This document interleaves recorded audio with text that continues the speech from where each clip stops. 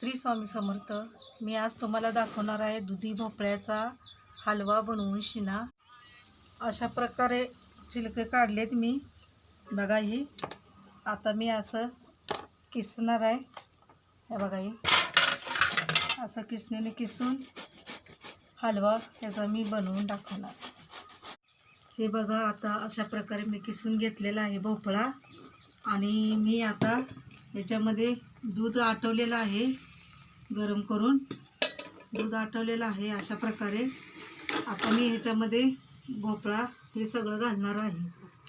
अशा प्रकारे मी दुधात शिजवून घेणार आहे। त्याच्यामध्ये मी साखर ॲड करणार,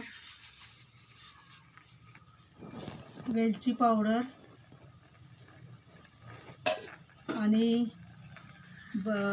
काजू आणि बदाम हे सगळे फ्रूट घालून त्याच्यामध्ये मी असे गरम करून बनवणार आहे। बघा किती छान टेस्टी बनतोय। तर आता बघा, अशा प्रकारे बनवून आपलं तयार झालेला आहे एकदम मस्त हलवा बनवून। दुधी भोपळ्याचा हलवा एकदम मस्त भारी बनवलेला आहे, आणि बघा एकदम टेस्टी लागतोय। तुम्ही पण बघा, असंच बनवून शिना।